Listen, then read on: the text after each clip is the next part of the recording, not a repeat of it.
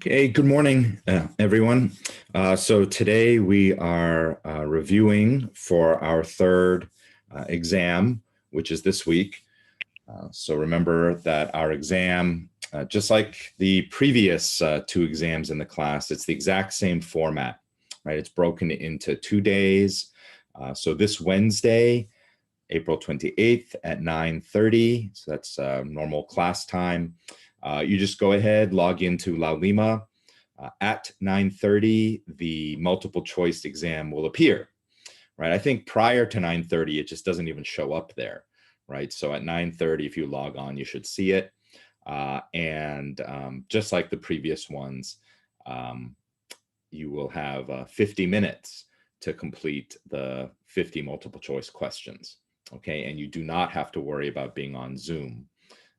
This is just you making sure to remember to log on and take your exam, right?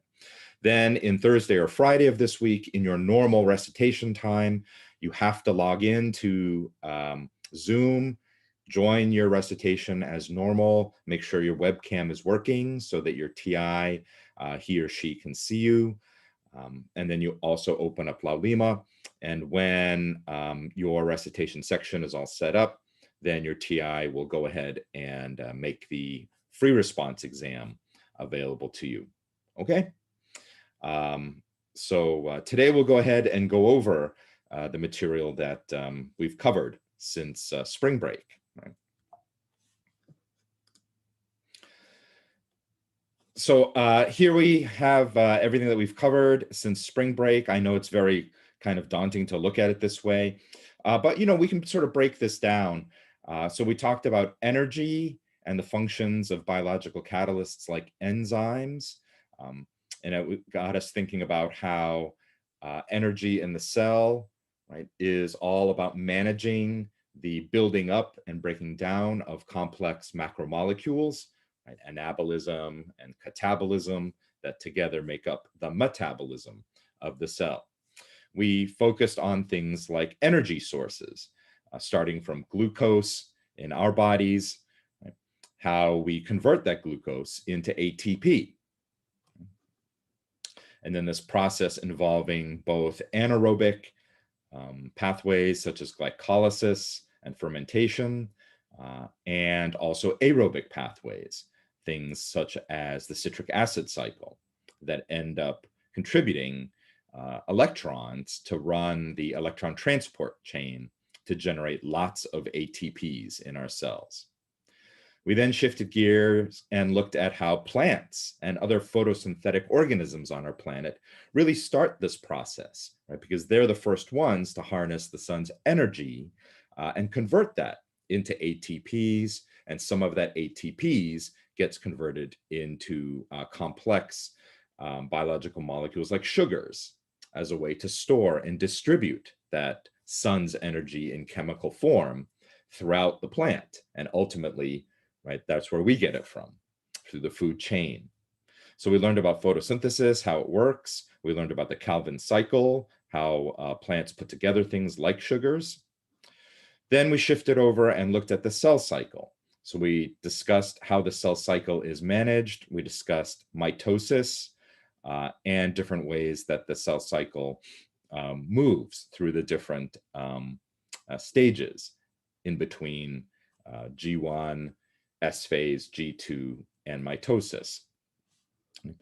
We looked at cytoskeletal systems, that sort of underappreciated network of different protein fibers within the cell that provide many important functions, such as structural support, as well as the ability to transport things within the cell. We finished up the semester discussing meiosis, that special instance or circumstance of cell division that only the gamete generating cells in our body, the reproductive cells in our tissues, undergo. And we discussed how meiosis is important both for generating haploid gametes from our diploid body cells, but also as the opportunity for genetic diversity through recombination. Okay, so let's go ahead and spend the next 45 minutes or so just going over these.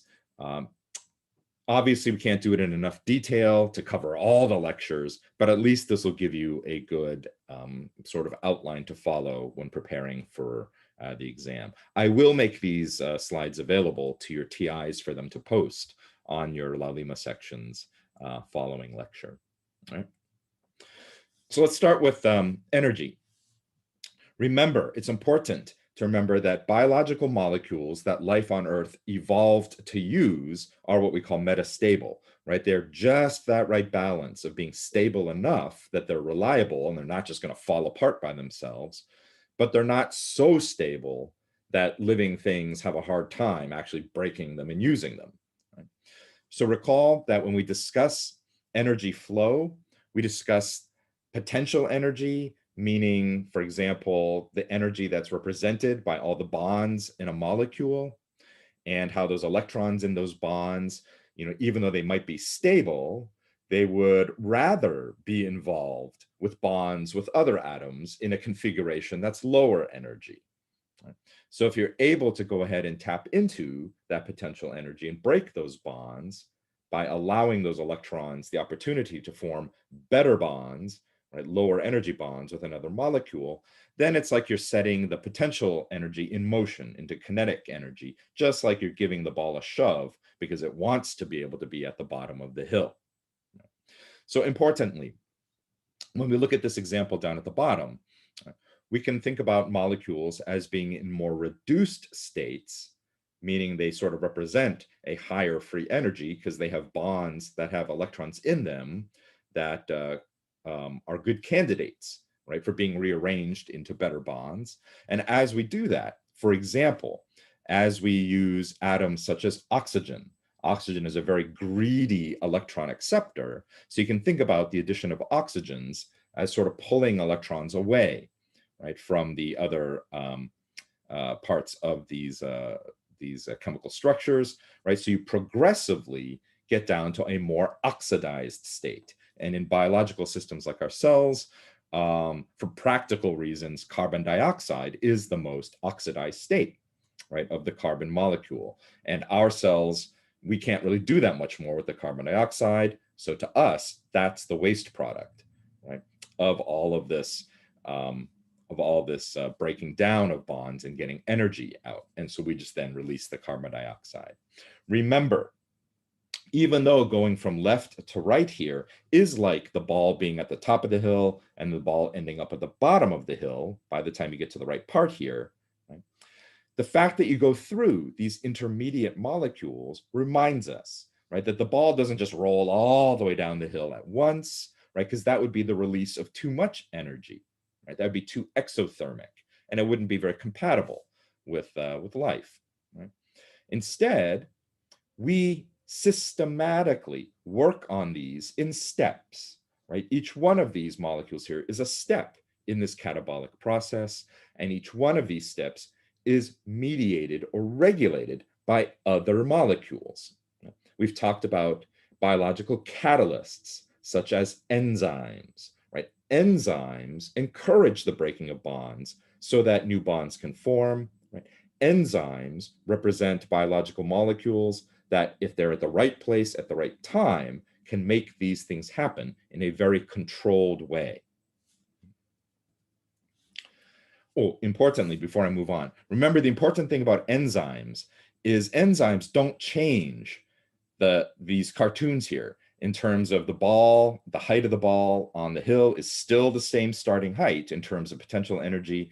The ball, by the time it gets to the bottom of the hill, that's still the same final energy, right? All enzymes do is it makes it easier for the ball to get rolling, right? So that's what we mean by we say it catalyzes this. A molecule that might just sit there stable for 10,000 years, right, can be broken in a split second by an enzyme, right? So it makes it that much easier for these steps to happen. So remember that most enzymes are proteins. And so I will remind you, we've learned a lot about proteins this semester. I think you probably get the impression that, in my opinion, like proteins are the most interesting of all the biological macromolecules. And that's true, right? Because we're all about making proteins from the genes in our body. right? Because it's the proteins that function as machines that kind of control everything else. And it's amazing to think, right? Just this concept of stringing together a chain of amino acids, choosing the next amino acid, out of 20 possible amino acids that life on Earth uses, right? You string this together, and then this chain of amino acids will fold up so that you can actually have this little machine, right? So remember, enzymes, if you unravel them, might look like this. And you might have these different amino acids that are highlighted in red as being particularly important, because once the whole thing folds up in 3 dimensions, right, this is your 3-dimensional active site that is a particular shape to bind one or more very specific substrates. So remember some just quick hints about nomenclature. A protein that is an enzyme oftentimes has the suffix of ase. So the polymerases that we've studied, the peptidases, right? These are all proteins, protein complexes, maybe different proteins working together, right, that catalyze a function, right? So DNA polymerase, right, what does it do? What is it catalyzing? It is catalyzing the rapid replication or stringing together of new nucleotides based upon a template DNA strand, right? Or an RNA polymerase is catalyzing the rapid stringing together of ribonucleic acids to make RNA from, let's say, the coding DNA strand of an enzyme. Right? All right. So enzymes play a very important role in many biological functions, right? Including, now that we're talking about the details, of energy management, right? And respiration. So recall that our cells use glucose as the raw material for energy. It is like the truckload of coal that's arriving at the electricity generating plant, right? That coal represents the energy that's going to be converted into a form of energy that our modern everyday electrical appliances expect, right? Like your cell phone plugged into an outlet in the wall, right? It gets the original energy from the coal, right? But it's been converted into electricity that your device is expecting. So glucose is the start. It's the raw material, right? It's going to be converted into ATP, because ATP is the molecular form that all of these proteins and enzymes in your cell are geared up and designed to expect, right? So we said glucose at first is broken down in the cytoplasm of the cell through anaerobic means, right, that don't require a lot of atmospheric oxygen. Remember, that's because all life on Earth 3.5 billion years ago started evolving in an anaerobic, on an anaerobic environment, right? Planet Earth, where there was no atmospheric oxygen. There's plenty of carbon dioxide, plenty of other types of sulfur compounds, things like that, but very little O2. The oxygen that we had was all locked up as H2O, right, in our water oceans. So we learned that glycolysis is about taking a glucose molecule and doing what you can with it without O2, right? So it essentially means kind of breaking it down a little bit, right? And using substrate level phosphorylation to take some of those bond energies in the glucose molecule represented by all the carbon-carbons, right? Converting them into a couple of ATPs. Then we learned that once you have abundant oxygen in the atmosphere, right? So now we're talking like, I don't know, 2.5 billion years ago or something, right? Because all of the photosynthetic anaerobic microbes, those primitive microbes, have been, pooping out O2 into the air. So suddenly there's a lot of air. That means life has another option, right? Now you have a lot of O2. So then we evolved aerobic means of respiration that are added on to glycolysis, right? So that takes us through things like the citric acid cycle, the electron transport chain, ultimately being able to power these high throughput mass production ATP synthase proteins, right? I think inevitably you will spend time on this cartoon when you're studying. Talk your way through this cartoon. As you're studying the different parts with your other notes, always come back to this so you can maintain this sort of like orientation, right? And piece things together. The better you can piece things together conceptually so that you understand or get how these 5 different, stages of this cartoon, 1, 2, 3, 4, and 5 fit together, I guarantee you, right, you will really understand this stuff better and do better on things like the exam. All right, so let's go ahead and talk about the glycolysis first, then we'll move on to citric acid cycle. We'll talk about the ETS, and then we'll move on to other topics. Okay, so remember, glycolysis is ATP generation without the use of O2. Recall that it happens in 3 sort of defined phases. The first phase involves taking the glucose molecule, using a couple of molecules of ATP. So there's going to be an enzyme here that's not shown, right? But the enzyme is basically the blue arrow here that's going to take a couple molecules of ATP, right? And use that energy of breaking the ATP and putting the phosphates onto the glucose to kind of rearrange the glucose. Right? Then step 2 is now oxidizing each of these half molecules, the glyceraldehyde 3-phosphates, right, that come from phase 1. And by oxidizing them, you're able to go ahead and move those electrons in the form of phosphate groups being added on to ADP to make ATP again.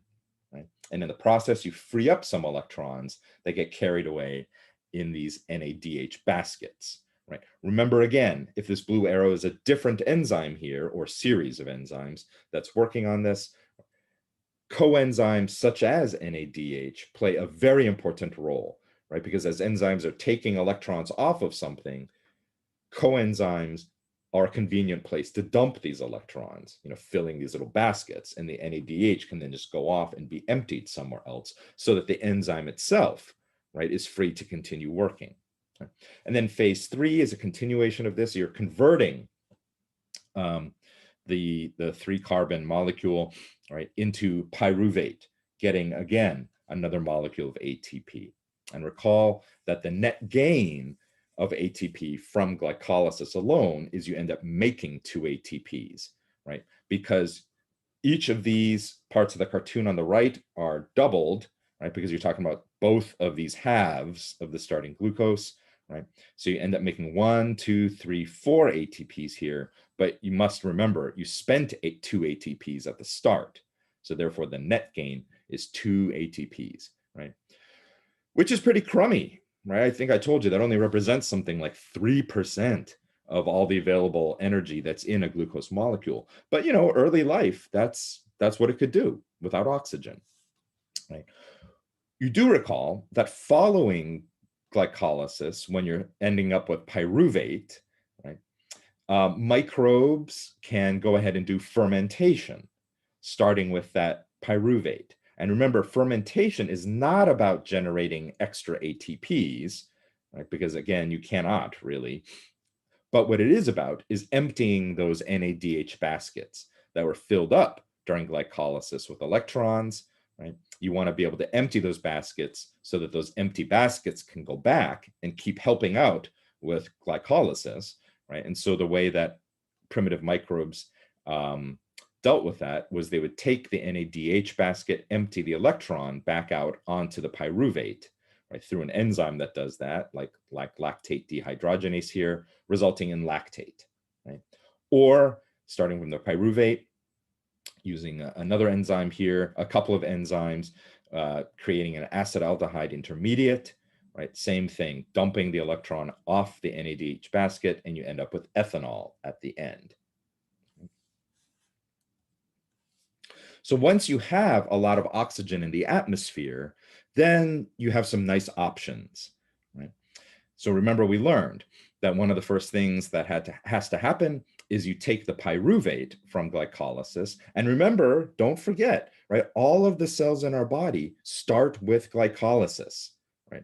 This is something that I think is easily overlooked, but I think is actually a really neat kind of thing to keep in mind, because it's a reminder, right, that all life on Earth started doing stuff like glycolysis 3.5 billion years ago. And as cells evolved, right, there was no convenient way, even though oxygen is available. There was no convenient way to just say, oh, okay, now that we have a lot of oxygen, let's just forget about the whole glycolysis thing, right? Because evolution doesn't work like that, right? You have to just add on to things that you have.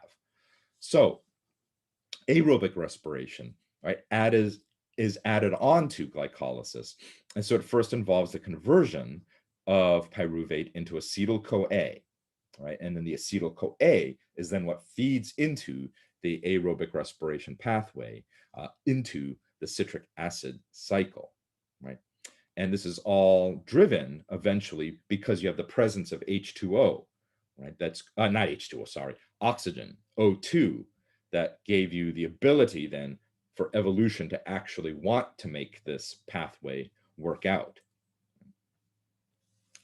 So the acetyl-CoA feeds into the citric acid cycle.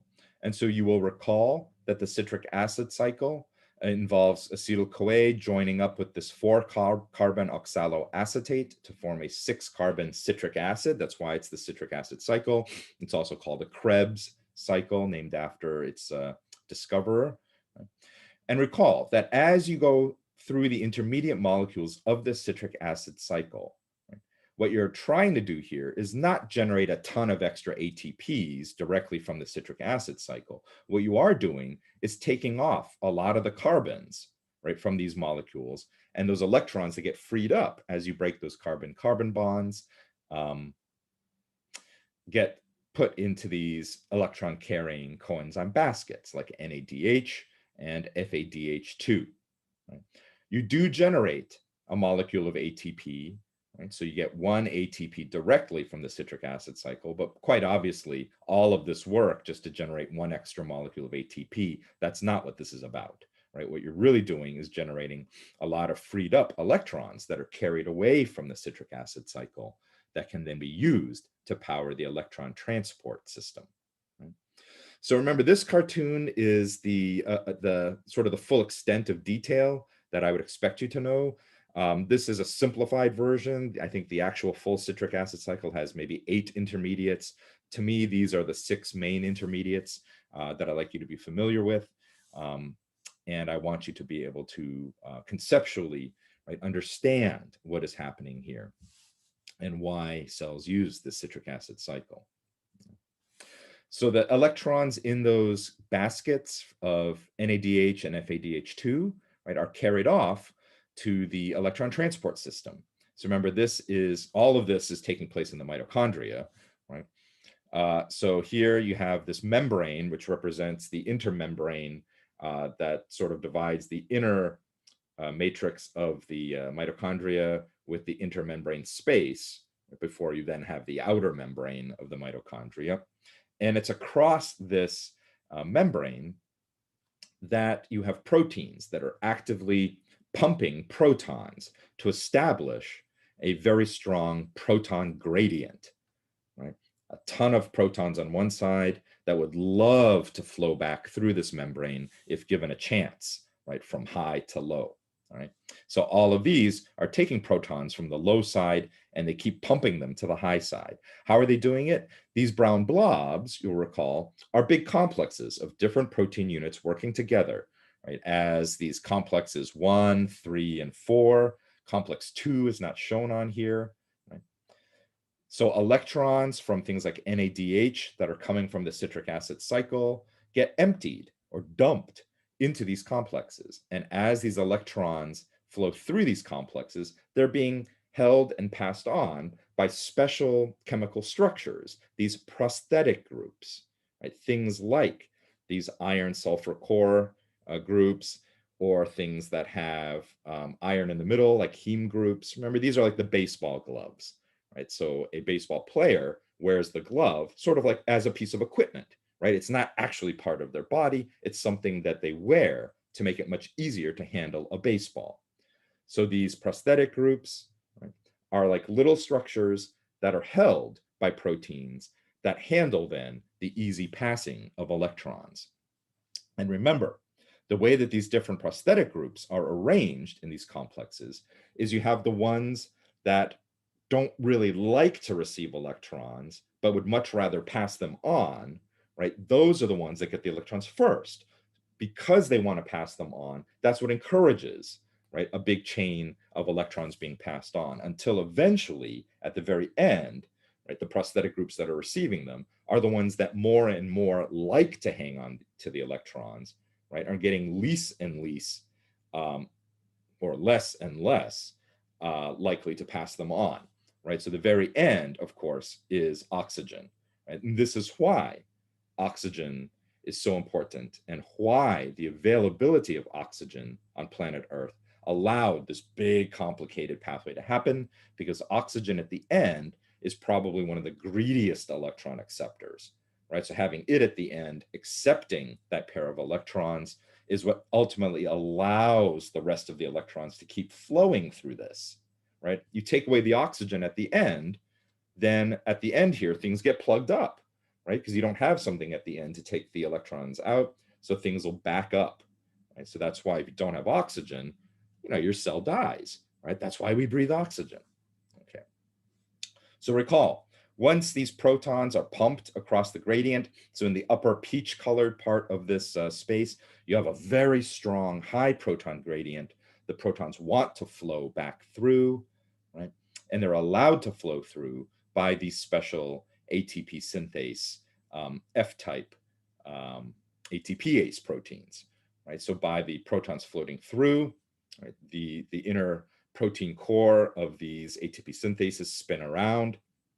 And as they spin around, they're nudged up against these other units that are sort of on the outside of it, right, causing them to change shape, right? So at any given time, 3 of these units can be busy making an ATP from an ADP plus a phosphate, right? And so as this thing spins around, with every turn, you make 3 ATPs that come off of it.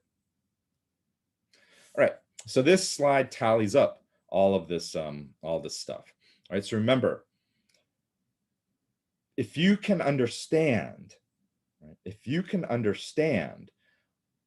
the difference here between the 2 ATPs that are made through substrate level phosphorylation, if you're just stuck with glycolysis, right, and appreciate how if you have the rest of this stuff happening, right, you get a lot more ATPs, you get 36 more ATPs.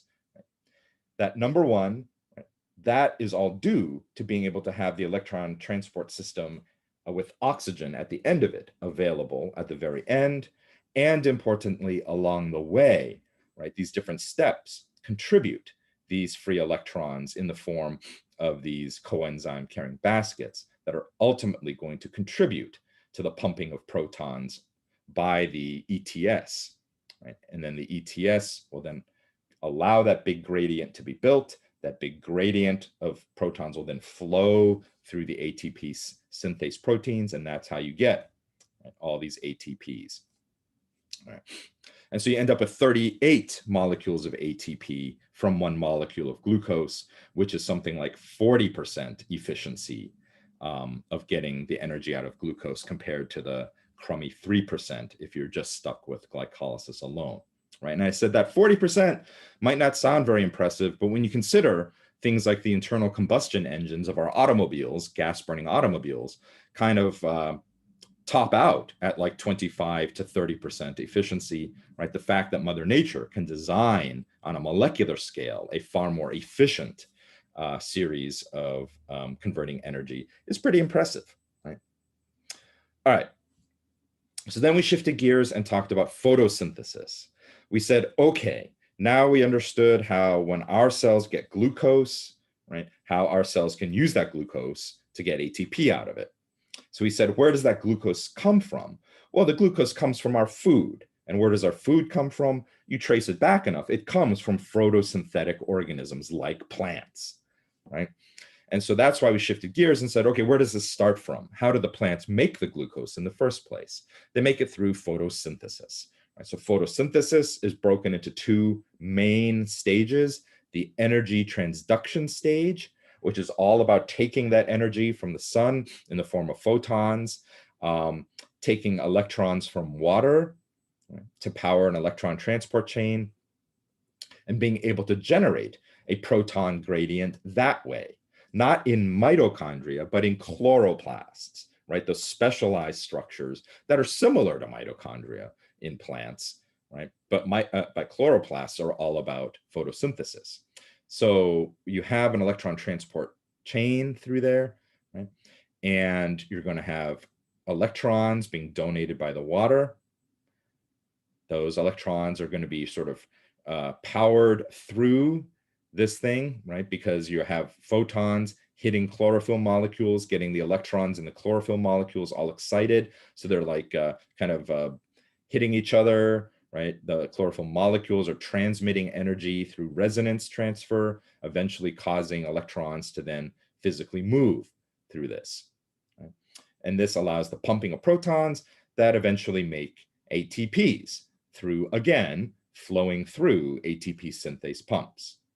Importantly, the second part of photosynthesis is the carbon assimilation, because only the leaves or photosynthetic tissues of a plant, like a tree, actually do photosynthesis, right? But you think about all the other parts, all the other cells and tissues of the tree that need energy, right? So just because the leaves are making ATP, if you say, well, why does it stop? Why doesn't it just stop there? Because you're making a ton of ATP. You need to get that energy to other parts of the tree, right? So in order to do that, you got to convert some of that ATP into a molecular form that can easily be moved around, right? And so that's what carbon assimilation does, because it takes the carbon from carbon dioxide in the air, takes some of the ATPs that were made during the energy transduction phase, right? And you start putting it together into complex carbon molecules that can ultimately go on to make things like sugars and starch. And that's how plants make their sugars. All right, so let's take a closer look at the energy transduction stage, and then we'll take a closer look at the Calvin cycle. So here's the electron transport chain, the photosynthetic one. Remember that the two main components are photosystem 1 and 2.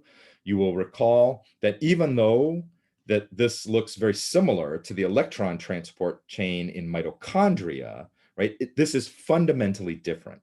Why? Because in the mitochondrial ETS, the electrons are coming from baskets that are coming from the citric acid cycle, right? And those electrons originally came from the glucose, right? That was being broken down, for example, in our cells. And you have all these electrons, and those electrons are being dumped into an electron transport system, and they flow through that, right? Eventually at the other end being received by oxygen. And the flowing through the big brown blobs of the mitochondrial system is what powers the proton pumping, right? In photosynthesis, you don't start with glucose, because the whole point is, glucose comes from photosynthesis, right? So you're starting just from sort of like the pure energy of the sun, and you're capturing it, right? So the photons, remember, hit these chlorophyll molecules, and that's what gets them kind of energized. The electrons, as they're swapping around single bonds, double bonds in the chlorophyll molecules, they kind of bump into another chlorophyll molecule, and that starts its bonds flipping around, just like the little steel balls in the little executive desk toy, right? There's the resonance energy where you have one ball hitting this one, and the chain of balls here, they don't move, right? But the energy is flowing through them, and then the ball at the end moves up. So you have resonance energy that eventually causes this special chlorophyll, the P680, to cough up a pair of electrons, right? And so those electrons have to be replaced on this chlorophyll P680 because it just lost them, right? So that's why you break the water, or the plants break the water, to get the electrons back. And that's why water is very important, right? And that's why we get oxygen from plants as a waste product of the breaking of the water, right? And the oxygen can then be released. So then you have those electrons that are actually coughed up, and those are then now flowing through the electron transport system in the chloroplast here, right? Through these other molecules that help out, things like the plastoquinone that are now carrying a couple of hydrogens, because you have two pairs of electrons and it grabs two hydrogens from up here, right? So, or yeah, two protons from up here, right? And then once this goes through the cytochrome BF complex, it gives up those protons. And so that's why the protons end up on this side, right? So that's how you're actually pumping protons. And then you have photosystem 2 that also uses energy to get these electrons excited, right? So these electrons coming in, right? This P700 chlorophyll molecule coughs up a pair of electrons, and those are replaced by the electrons that have been flowing through these big purple bell peppers, right? And eventually those electrons are then loaded onto NADP, right? And you end up with NADPH, carrying these electrons off to the Calvin cycle. Okay. All right, so the Calvin cycle then, right, is what the plant does when it's made a lot of ATPs, but now it has to sort of store those ATPs literally for a rainy day, right? Because remember, right, if ATP generation through this photosystem ETS is all based upon photons hitting the leaf, right, what does the plant do on a rainy day when there's no sun? Or for that matter, what does the plant do at nighttime when there's no sun? You know, I kind of jokingly said before, it's not like plants die every night, right, and then are magically reborn in the morning. No, they have to keep maintaining a source of energy throughout the night, right? And that energy, of course, is the glucose that they make with some of the ATP that they've made during the daytime, right? So the production of glucose has to do with carbon assimilation. That means they need to take carbons and basically put together glucose molecules, right? So the carbons come from CO2 floating around in the air. So you'll recall that the Calvin cycle involves this carbon acceptor molecule, this ribulose 1,5-bisphosphate. Right? And here you have carbon dioxide coming into the leaf from the air. You have this very important enzyme, rubisco, which is the ribulose 1,5-bisphosphate carbon carboxylase oxidase, which is why the name is rubisco, right? It goes ahead and it puts these carbons from CO2, adds on to the ribulose so that you end up with a 6-carbon molecule, and then it splits it in half. So you have these 3-carbon trioses, right? And these 3-carbon trioses are the basis of glucose synthesis. You'll recall that as the Calvin cycle proceeds, or you end up making glyceraldehyde 3-phosphate, right? And hopefully you're like, yeah, G3P, that's like the same G3P back when we talk about glycolysis, right? Yeah, and that's why, because glyceraldehyde 3-phosphate is part of these sugar sort of pathways, right? So if you have glyceraldehyde 3-phosphate that you're making from the Calvin cycle, right, you can easily imagine how these can then, since they're already part of a glucose pathway, they can be used to make glucose, right? And the glucose can then be added together to make other sugars and starches. Right?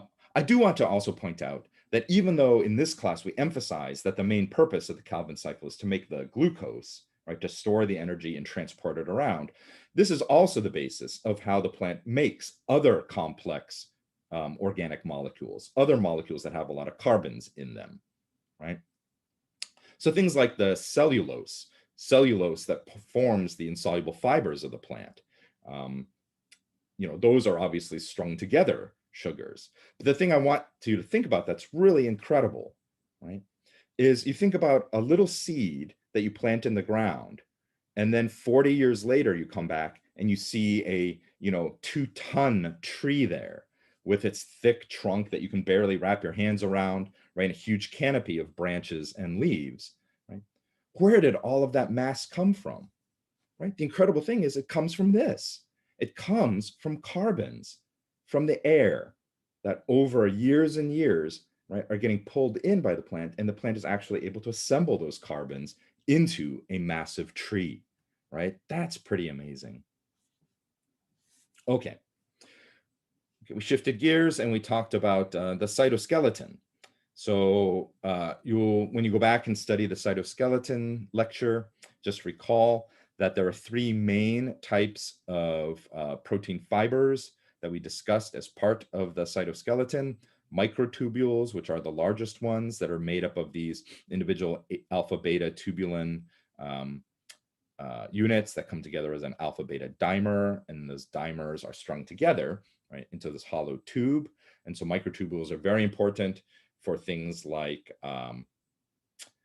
structural support, for the cell being able to move, right? Because remember, microtubules can be dynamic. Microtubules are also very sturdy, so flagella, cilia on some types of cells. And also microtubules are like highways on which different things can be transported inside of the cell. Intermediate filaments right, are insoluble. These are very strong structural proteins. And we have the microfilaments, the thinnest ones, that are made up of G-actin monomers. So these are these chains of G-actin monomers that come together to form F-actin. So once it's strung together, like two chains of pearls kind of intertwined, we call that the F-actin structure.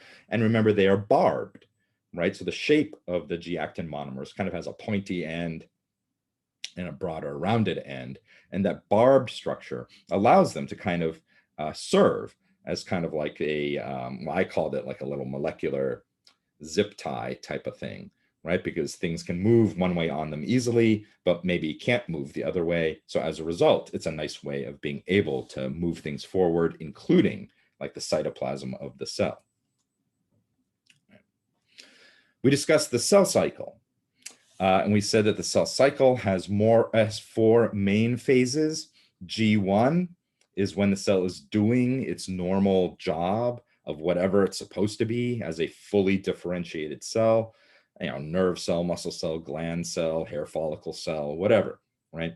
And so a typical differentiated cell in your body, and so it should be pretty clear to you that the majority of cells in your body are fully differentiated, right, into the 220 different types that make up your body. And you have something like 30 plus trillion of them, that make up you, right? So the majority of differentiated cells will spend most of their time in G1 doing their job, right? But if signals tell them to, they will divide. They will move through the cell cycle into S phase. This is the DNA replication phase. Then G2 phase. This is where the cell then kind of makes sure that everything went well during the DNA replication. And now it's going to make a lot of proteins that are needed for mitosis, right? And then mitosis itself is broken into 4 or 5 different stages, depending upon, what textbook you're using. Our textbook calls it 5, so we'll just call it 5. Prophase and prometaphase oftentimes are just joined together and just called prophase in some texts. But then you have metaphase, anaphase, and telophase. Oh, and recall, the cell can take a break from the cell cycle and go into G0. All right, this is if conditions aren't great, like there's some nutrient depletion, right? The cell's not just going to give up and die, right? But it's going to maybe shut down and kind of go into sort of like a pause mode until things get better and it can resume its normal functions, right? So that's what G0 is. Also recall that along the way, you have important checkpoints, right? These checkpoints represent certain points in the cell cycle where the cell needs to sort of make sure that everything is ready in order to go into the next phase. Because once you cross these checkpoints, for example, one of the big restriction points is between G1 and S phase. Once the cell moves over this into S phase, it cannot back up into G1 phase. It is committed to having to go through the whole rest of the cell cycle. And if it cannot do that, then the cell will just have to die and undergo apoptosis, right? What are these different checkpoints? They represent the buildup of different proteins, right, that are taking place in the prior stage. So during G1, if the cell is receiving lots of signals telling it, hey, you should really go ahead and multiply and proliferate, right, the cell begins to build up a whole bunch of different proteins that are going to be needed in S phase. And once it reaches a certain level, right, it's almost like it plunges into S phase and it can't go backwards into G1. So how is this controlled? Because for each stage or each phase, you're talking about whole big sets of programs of different genes that turn on to make a whole array of different proteins that are going to be needed at different times, right? But underlining all of this is this wonderfully simple and elegant system of cyclin proteins controlling the progression here. So remember, there is a handful of cyclin proteins, cyclin A, B, D, and E, and the rise and fall of the protein levels of these particular cyclins controls the rise and fall of a whole bunch of other proteins. And so the way cyclins work is because cyclins themselves are very modest little proteins. They're not even enzymes, right? They don't have like any catalytic machine activity or whatever, but the way they work is they join up with other kinase molecules that are the enzymes, and they're kinases that are cyclin dependent, right? So we call them CDKs. These enzymes want to be able to transfer phosphate groups to other targets, like other proteins, but they're not the right shape, so they don't actually match up with those other proteins yet, right? But once you have cyclins building up in a cell, for example, let's say this cartoon on the right here, this red is the G1 S phase cyclin, right? So let's pretend on this cartoon, it's the purple one, the cyclin D2, right? As it builds up, you will have more and more of it binding to this brown CDK over here, right? And just like this cartoon shows on the left, when the cyclin binds to the CDK, it makes it the right shape so that this particular target protein that otherwise would just float by and be ignored will now bind to the kinase, right, to the CDK, and the CDK will do its phosphate transferring kinase activity, therefore activating this particular protein, and then this protein will go off and start talking to a whole bunch of other proteins. Ultimately, right, this type of chain reaction communication results in transcription factors inside the nucleus docking to things like promoters and enhancers, turning on different genes by recruiting RNA polymerase. Right? That's how we get a whole wave of different proteins that then begin to get expressed, right? That are going to be needed to move the cell from G1 into S phase, for example, right? And once the cell goes past that checkpoint, it cannot turn back. It's in S phase. Then levels of the G1S cyclin, the cyclin D2 here, come crashing down, right? So the CDK protein is free to bind up other shaped cyclins, right? Well, then continue this process of allowing this CDK to talk to other protein targets. Okay. So mitosis versus meiosis, right? We discussed that meiosis and mitosis have many similarities, right? But their purpose is fundamentally different.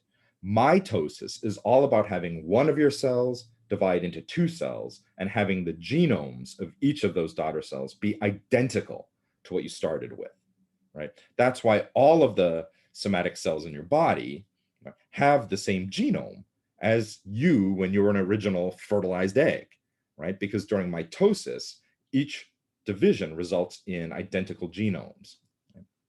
Meiosis is like a twist on this. Why? Because meiosis, which is only done by our reproductive cells, right, like our oocytes, spermatocytes, for example, our spermatogonia, right? There's this extra stage of meiosis 1 that allows the condensed chromosomes to exchange arms. So the homologous chromatid pairs, right, line up to form a tetrad, and then the arms can swap over, just like the blue and the pink pool noodles, the foam noodles that I used to illustrate that during class, right? So the function of meiosis 1 is to get this recombination of genetic material, right?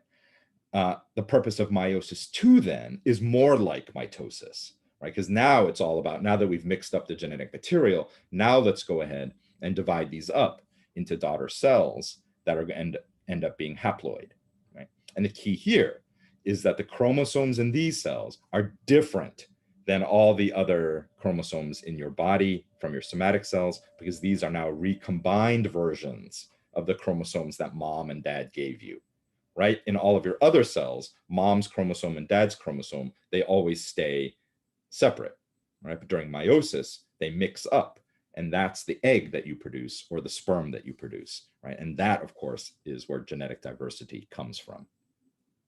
Right.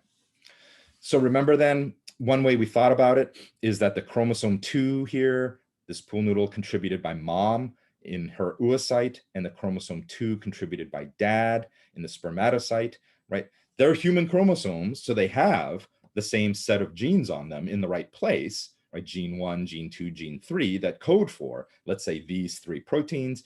But remember, because of genetic diversity and different family lineages, there are going to be slight variations in the actual DNA sequence of these, all right, that may or may not have an impact on the order of amino acids that get strung together to make a functional protein. And that means the shape of the protein that comes from mom's gene 1 might be slightly different than the protein that comes from gene 1 from dad, right?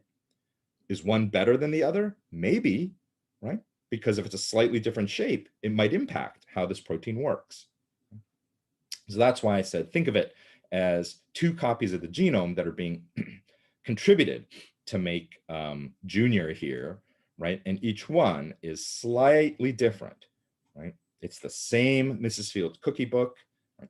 But there are slight little changes in little details that can contribute to things that natural selection may favor or not like. Right? Okay. Then we said that plants evolved to have this alternating 1N, 2N life cycle. This all had to do with our last discussion about where do diploid genomes come from, right? If life on Earth started with just haploid genomes, the simplest primitive microbes, right? The fact that they can even have a 1N genome, a collection of genes together, was pretty miraculous in itself, right? Forget about having like, oh, a second copy of that to work with, right? But where does having a second copy, a diploid genome, come from evolutionarily? It probably came from situations like this, right? Where you have plants that make 1N gametes. So this is the gametophyte stage of a fern plant, right, that makes sperm cells and egg, but it can self-fertilize, right? Or it can actually benefit from other ferns providing sperm, you know, and having different cross fertilization here, resulting in a 2N life stage, right? So the leafy fern part that we're used to seeing of a fern is the 2N life stage of it. And the 2N life stage then does meiosis to make the little spores, right? And those spores are 1N again, right? So the plant keeps going around in this cycle. Right? And then lastly, we say our cells, you know, as life on Earth moved forward, this whole idea of an alternating 1N stage of your life and 2N stage of your life became a little redundant, right? Because ultimately, if the benefit is having a 2N genome, right, and in order to get genetic diversity, you have to do meiosis so that you can end up with 1N gametes, right, to pass on and combine in different ways to make kids, right? Then why do you actually need to have a separate 1N life stage, right? So we just evolved to be able to make the 1N gamete cells directly from our 2N tissues, right? So from our special cells in our ovary and testes that are 2N, we're able to do meiosis and make the 1N. Right? But in sort of a fun way of thinking about it, I think it's kind of fun to think about it, right? We always have echoes of our evolutionary past. All life on Earth is connected, right? And if you look deep enough, you can find the connections, because in many ways, that brief time in which the egg and the sperm exist, right? They are living cells that came from the division of living cells in your body, right? In that brief time before they join up, right, to form a new fertilized start of a new human being, right? In some ways, you can think of that as the 1N life phase of a human being. Right? And I challenge you to think, doesn't that make you wonder then about how you define the start of life and the end of life, if in reality, all of these are just complex, wonderful biological, biochemical reactions that are taking place. Right? All right, so let's go ahead and stop.